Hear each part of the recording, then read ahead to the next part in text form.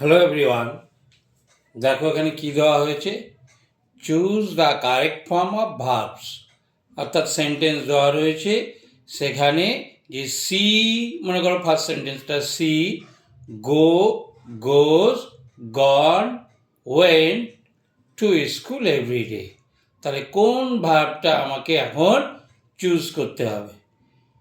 এইটা করার জন্য আমরা সবার প্রথমে কি করব, ফোকাস করব কি এভরিডে এর উপরে। দেখো এভরিডে মানে কি রোজ, প্রতিনিয়ত।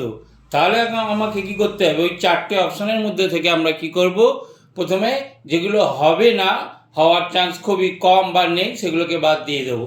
যেমন দেখো ওয়েন্ট, এটা সাধারণত কখন পাস্টে যেটা হয়ে গেছে। গানও ঠিক সেরকমই ব্যাপার, তাই তো, যে ঘটনাটা ব্যাপারটা হয়ে গেছে, যে কাজটা হয়ে গেছে।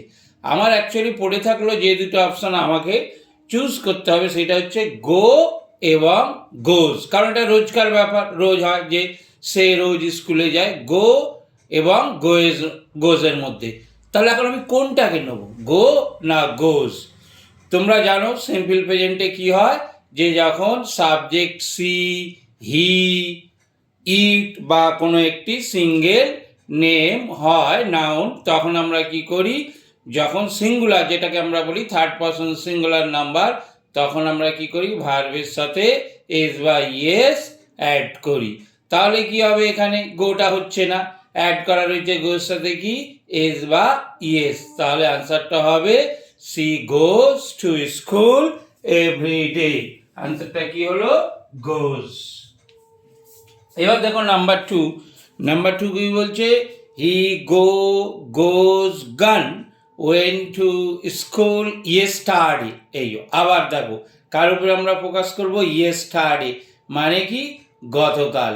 তাহলে গতকাল যেটা অলরেডি হয়ে গেছে, তাহলে আমাদের এই যে একটু আগেই আমরা জেনে নিলাম গো এবং গোজ যেটা প্রতিনিয়ত হয়, তাই তো, সেইটা সাধারণত আমরা ইউজ করি। তাহলে এই দুটো হবে না, গান আর ওয়েন্ট। গান সাধারণত আমরা কি করি, বেশিরভাগ আমরা প্রেজেন্ট পারফেক্টের ক্ষেত্রে ইউজ করি, তাছাড়া আমরা প্যাসিভ সালা ওটাতেও আমরা যাচ্ছি না।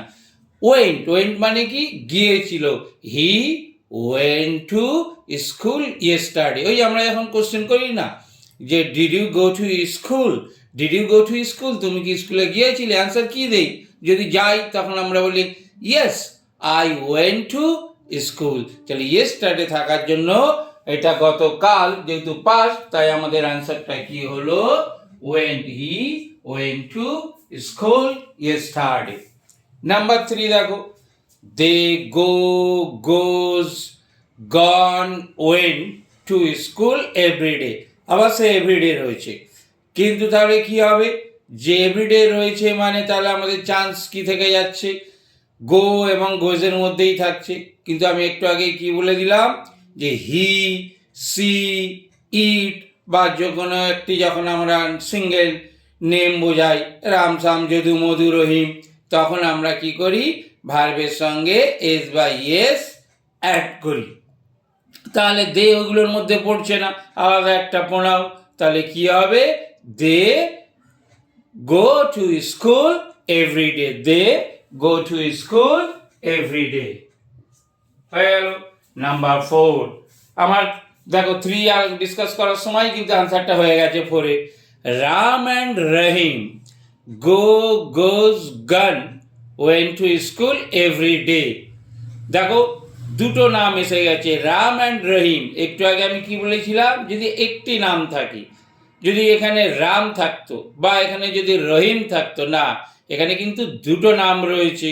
তাহলে দুটো নাম থাকার কারণে আমরা কি করব, যে হচ্ছে গো করব, আমরা গোজ করতে পারবো না। হ্যাঁ, যদি এখানে একটা নাম থাকতো তাহলে আমরা কি করতাম, গোজ করতাম। তাহলে Ram and Rahim go to school every day, Ram and Rahim go to school every day, কারণ এটা প্রত্যেক দিনের ঘটনা বোঝাচ্ছে। যদি আমরা টেন্সের দিকেই বলি, তাহলে এটা কি হচ্ছে, সিম্পল প্রেজেন্ট বা প্রেজেন্ট ইনডিফিনাইট। নাম্বার 5, মিনাজ ওয়েন্ট গো গান টু স্কুল এভরিডে। মিনহাজ, আচ্ছা, তাহলে মিনহাজ একটি সিঙ্গেল নাম, আবার দেখো ওই আমরা যদি কি করি এভরিডেটা, তাহলে রোজ, রোজকার ব্যাপার চলে আসছে, তাহলে মিনাজ রোজ স্কুলে গিয়েছিল, ওয়েন্ট হতে পারে না।